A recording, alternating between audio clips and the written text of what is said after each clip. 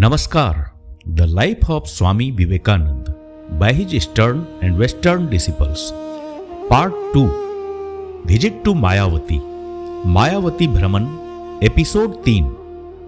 सन 1901 के हिमालय की सर्दियों में मायावती का शांत बर्फ से ढका वातावरण स्वामी विवेकानंद के जीवन के अंतिम वर्षों का एक दिव्य अध्याय बन गया। बीमारी और शारीरिक दुर्बलता के बावजूद उनकी आत्मा तेजस्विता और कर्मशीलता से आप्लावित रही। 10 जनवरी को उन्होंने आर्य और द्रविड़ पर गहन लेख लिखते हुए अपने विचार व्यक्त किए। भारत की महानता उसकी विविधता में है, जहां जाति या रक्त नहीं, भाषा और संस्कृति का संगम ही सच्चा बंधन है। उन्होंने समाज और अध्यात्म के बीच की दूरी मिटाने का संकल्प लिया और कहा, तपस्या और सेवा यही 2 पंख हैं जो मनुष्य को ईश्वर तक ले जाते हैं। उन्होंने थियोसॉफी और सामाजिक सुधारों पर भी अपने विचार रखे। भारतीय संन्यास परंपरा की गरिमा का सशक्त प्रतिपादन किया। मायावती के दिन अनुशासन, प्रेम और मानवीयता से भरे थे। शिष्यों की सेवा को वे साधना मानते थे। एक दिन जब भोजन देर से तैयार हुआ तो वे क्षण भर क्रोधित हुए, पर जैसे ही उन्होंने विरजानंद को रसोई में धुएं और ठंड में जूझते देखा तो उनका स्नेह उमड़ पड़ा। कुछ देर बाद बच्चे जैसी सादगी से बैठकर भोजन किया और हंसकर बोले, अब समझा, क्रोध भूख का ही रूप था। यह दृश्य उनके दिव्य हृदय की करुणा को दर्शाता है। गुरु के प्रति शिष्य की भक्ति और निष्ठा को उन्होंने आध्यात्मिक उन्नति का साधन बताया। वे अपने गुरु श्री रामकृष्ण के ईश्वर कोटि शिष्यों पर असीम विश्वास रखते थे। कहते थे, मैं निष्ठावान हूं, अपने हृदय की गहराई तक निष्ठावान। मायावती से प्रस्थान के समय उनकी वाणी में एक हल्की उदासी थी, पर भीतर अद्वैत की असीम शांति। पीलीभीत की यात्रा पर निकलते समय हिमालय की चोटियां मौन आशीर्वाद दे रही थी। स्वामी जी के मन में न कोई मोह था, न कोई पश्चाताप, केवल शांति और पूर्णता। मायावती का यह प्रवास उनके जीवन का ऐसा अध्याय है जहां तप, प्रेम, सेवा, अद्वैत सब एक हो जाते हैं। अंत में वे कहते हैं, यदि संसार भी मुझे छोड़ दे तो मेरे ये शिष्य मेरे साथ रहेंगे। हिमालय की निस्तब्ध ऊंचाइयों में स्वामी विवेकानंद ने न केवल ध्यान किया, बल्कि मानवता के लिए कार्य और सेवा को ही सच्ची साधना बताया। सेवा ही साधना, कर्म ही ध्यान और निष्ठा ही मुक्ति का मार्ग। यही था मायावती का अमर संदेश। स्वामी विवेकानंद की अद्भुत जीवन यात्रा का हिस्सा बनने के लिए इस भाग को अंत तक सुने। अगर आपको यह प्रयास अच्छा लगे तो कृपया लाइक, कमेंट और हमारे चैनल को सब्सक्राइब करें। जय स्वामी विवेकानंद। 8 जनवरी को स्वामी जी बाहर नहीं गए। दोपहर 3 बजे से हिमपात शुरू हुआ और शाम तक रुका। अगले दिन 9 जनवरी की दोपहर को बंगाल के एक पूर्व लेफ्टिनेंट गवर्नर के पुत्र और चाय उद्योगपति श्री बीडन पंडित काशीराम के साथ मिसेज सेवियर के निमंत्रण पर स्वामी जी से मिलने चिरापानी से आए। वे रात भर वहीं ठहरे। उस दिन प्रातः स्वामी जी थोड़ी देर के लिए टहलने गए थे। 10 जनवरी को आकाश बिल्कुल साफ था और हिमालय की बर्फ से ढकी चोटियों का भव्य दृश्य दिखाई दे रहा था। दोपहर और शाम को स्वामी जी ने आर्य और द्रविड़ शीर्षक से प्रबुद्ध भारत के लिए एक लेख लिखा। इस लेख में उन्होंने स्पष्ट किया कि संसार की लगभग हर ज्ञात जाति अपने सामाजिक विकास के हर स्तर पर भारत में आकर मिली है। उन्होंने लिखा, भले ही भाषा शास्त्रीय शब्द आर्य और द्रविड़ का कोई भी अर्थ क्यों ना हो, और मान भी लिया जाए कि भारतीय मानवता की ये दोनों महान शाखाएं पश्चिमी सीमा के बाहर से आई थीं, तो भी प्राचीन काल से विभाजन की रेखा रक्त की नहीं बल्कि भाषा की रही है। मायावती में रहते समय स्वामी जी को लाला बद्री शाह ने अपने यहां अल्मोड़ा आने का निमंत्रण दिया, किंतु उन्होंने उसे स्वीकार नहीं किया। इसके बजाय उन्होंने उस वृद्ध सज्जन को कहा कि यदि संभव हो तो वे स्वयं मायावती आ जाए। लाला बद्री शाह शहर से तैयार हो गए और अपने छोटे भाई लाला मोहन लाल शाह के साथ 10 जनवरी को मायावती पहुंचे। लाला गोविंद शाह पहले से ही वहां उपस्थित थे। 11 जनवरी का अच्छा मौसम था, लेकिन स्वामी जी अस्वस्थ थे। तहसीलदार अन्य लोगों के साथ उनसे मिलने आए। 12 जनवरी को स्वामी जी कुछ बेहतर महसूस कर रहे थे, टहलने भी निकले। लाला बद्री शाह एक सूर्य घड़ी लेकर आए थे, जिसे उन्होंने आश्रम को भेंट किया। स्वामी विरजानंद के प्रयास से उस दिन आश्रम में आइसक्रीम पार्टी हुई। उन्होंने झील पर जमी मोटी बर्फ की मदद से स्वादिष्ट और बड़ा आइसक्रीम का टुकड़ा तैयार किया। स्वामी जी ने इस प्रिय व्यंजन का आनंद लिया। संध्या होते होते वे पुनः अस्वस्थ हो गए, किंतु इसके बावजूद उन्होंने कुछ गीत गाए। 13 जनवरी स्वामी जी का जन्मदिन था। वे 38 वर्ष के हो गए। उस दिन वर्षा हो रही थी, परंतु उनकी तबीयत कुछ ठीक थी। अगले दिन 14 जनवरी श्री सेवियर का जन्मदिन था। यदि वे जीवित रहते तो 56 साल के होते। उस दिन मूसलाधार वर्षा हुई। स्वामी जी ने थियोसॉफी पर कुछ टिप्पणियां शीर्षक से प्रबुद्ध भारत के लिए लेख लिखा और फिर सोशल कॉन्फ्रेंस एड्रेस नामक लेख आरंभ किया। पहले लेख में उन्होंने थियोसॉफिस्टों की ईमानदार आलोचना की। दूसरे लेख में उन्होंने 1900 में भारतीय सामाजिक सम्मेलन में न्यायमूर्ति रानाडे के अध्यक्षीय भाषण का उत्तर दिया। महान मराठी नेता के उदारवाद और देशभक्ति को मान्यता देते हुए भी स्वामी जी ने उनके सन्यासियों पर किए गए आक्षेप का कड़ा प्रतिवाद किया।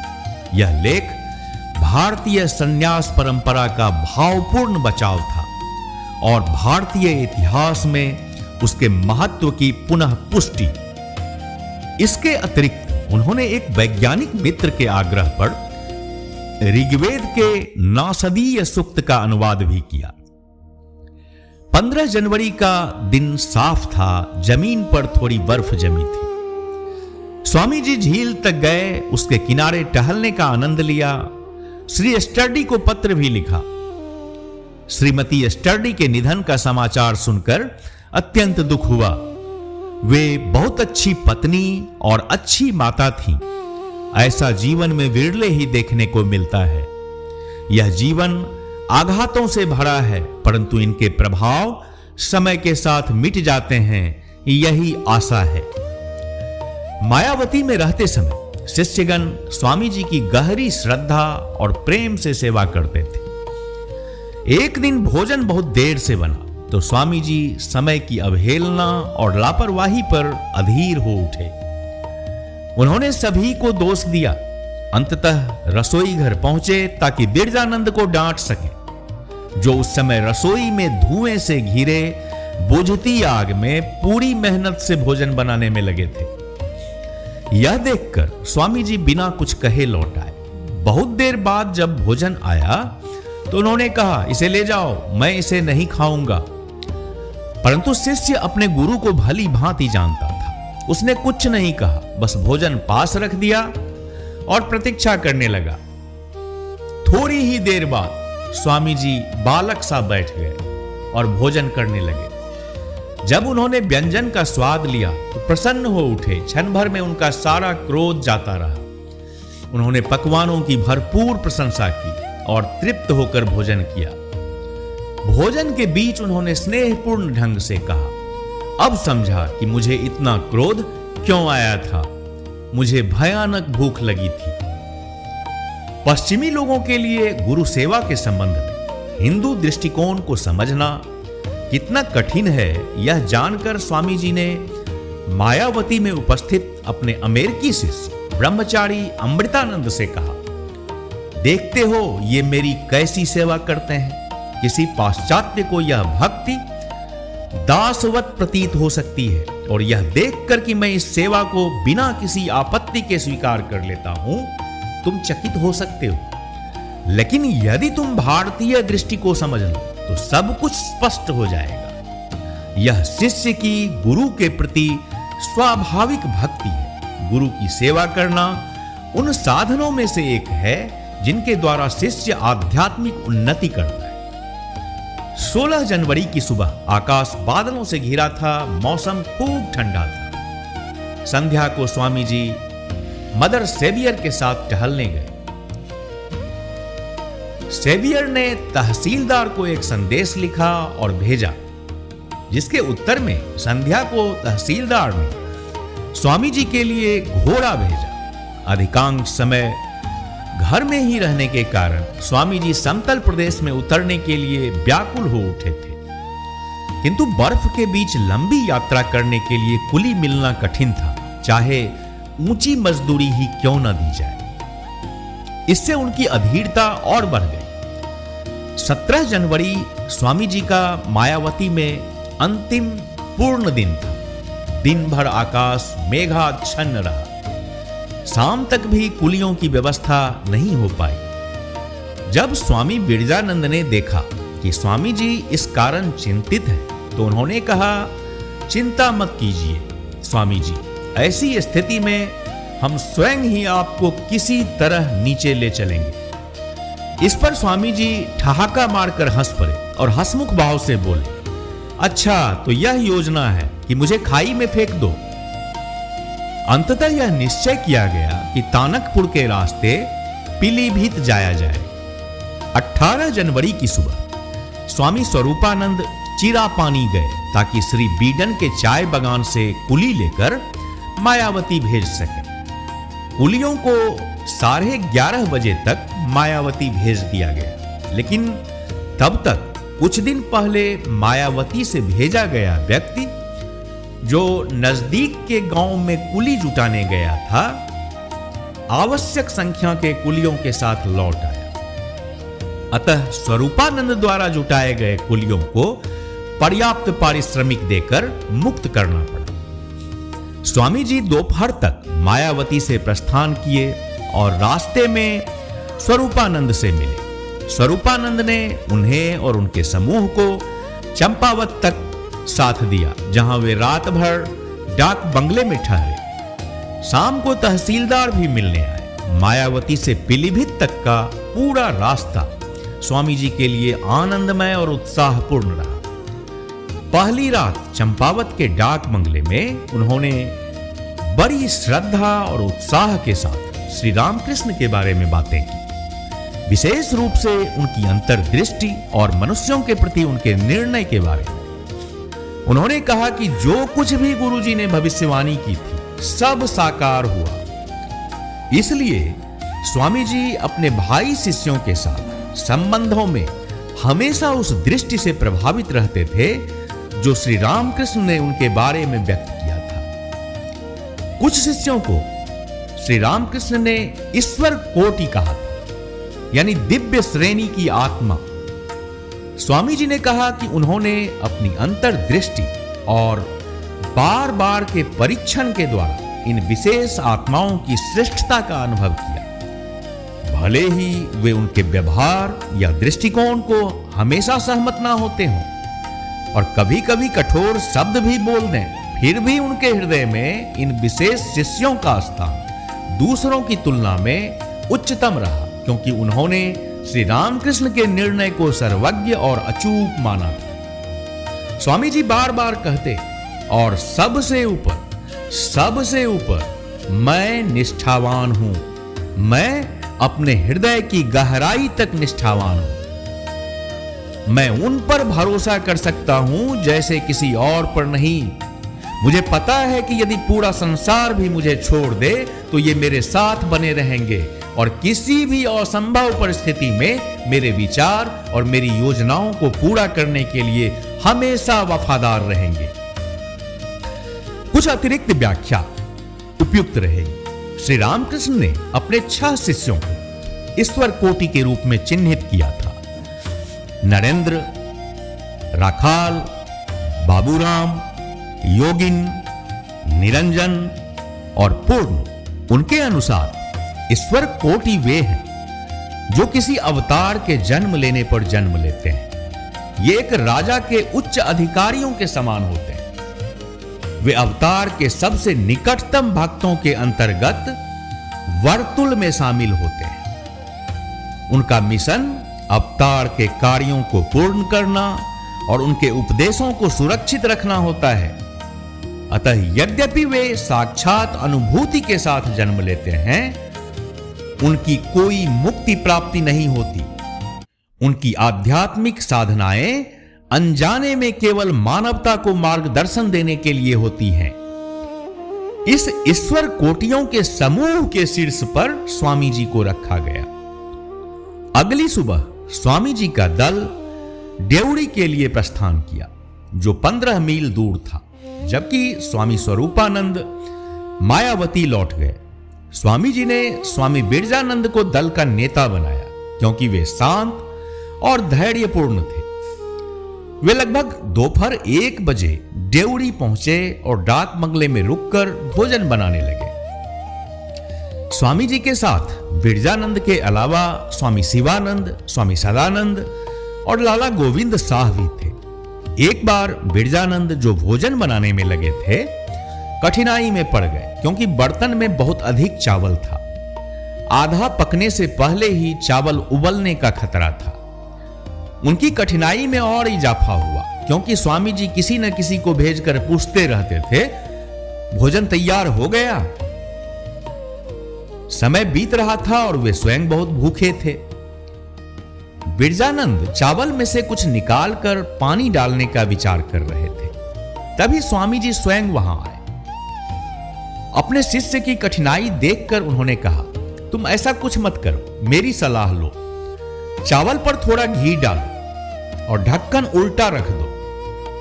तुम देखोगे कि चावल अच्छी तरह पक जाएगा और उसका स्वाद भी बढ़ जाएगा। शिष्य ने स्वामी जी की बात मानी और परिणाम स्वरूप उस दोपहर दल के सामने अत्यंत स्वादिष्ट भोजन परोसा गया। सभी ने उसका भरपूर आनंद लिया। 15 मील आगे टनकपुर में, जहां समतल प्रदेश शुरू होता है, डाक बंगले में स्थान भरा हुआ था, इसलिए दल को बाजार में एक किराने वाले की दुकान के ऊपर ठहरने का प्रबंध करना पड़ा। वहां लगातार यात्रा कर रहे लोगों के लिए भोजन पकाने के कारण माहौल बहुत धूम्र युक्त था। दुकानदार ने कृपापूर्वक अपने बिस्तर को स्वामी जी के लिए दे दिया, लेकिन वह पुराना और कमजोर था और स्वामी जी के हर हलचल पर जोर से चरमराने लगा। ऐसा प्रतीत हो रहा था यह किसी भी क्षण गिर जाएगा। बावजूद इसके स्वामी जी आनंदित और प्रसन्न चित्त रहे। अगली सुबह पीलीभीत तक की यात्रा के लिए घोड़े उपलब्ध कराए गए। उस समय टनकपुर और पीलीभीत के बीच कोई रेलवे नहीं थी। स्वामी सदानंद ने स्वयं के लिए सबसे जीवंत और उत्साही घोड़े को चुना। उन्होंने उसे तेजी से दौड़ाने के लिए प्रोत्साहित किया, जिससे वह पूर्ण गति से दौड़ने लगा। जब स्वामी जी और दल टनकपुर से 1 मील या उससे अधिक दूरी पर गए, तो वे सदानंद की चिंता करने लगे। राहगीर से पूछने पर पता चला कि घोड़ा सामने के खेत में भाग गया है। सभी तुरंत उतरकर उस दिशा में गए। उन्होंने खोए हुए भिक्षु को देखा। घोड़ा थक चुका था, शांत हो गया था। घोड़े ने सदानंद को एक खाई में गिरा दिया था, लेकिन सौभाग्य से वे सुरक्षित रहे और बिना चोट के इस घटना से उबर गए। टनकपुर से 3 मील की दूरी पर स्वामी जी और उनके दल का स्वागत मेजर हेंसी ने किया। अपने बंगले से उन्हें देखकर वह बाहर आए और कुछ मित्रवत शब्द का उच्चारण किया। दोपहर 2 बजे दल खतीमा पहुंचा। उसी संध्या स्वामी जी ने स्वामी शिवानंद से कहा कि पीलीभीत पहुंचने पर उन्हें वहीं छोड़ना होगा, क्योंकि शिवानंद स्वयं बेलूर मठ के लिए आवश्यक धन जुटाने के उद्देश्य से भिक्षाटन करने जाएंगे। स्वामी जी ने कहा, बेलूर मठ के प्रत्येक सदस्य को भारत में प्रचार और शिक्षा का कार्य करना चाहिए और अंततः सामान्य निधि में कम से कम 2000 रुपये योगदान देना चाहिए।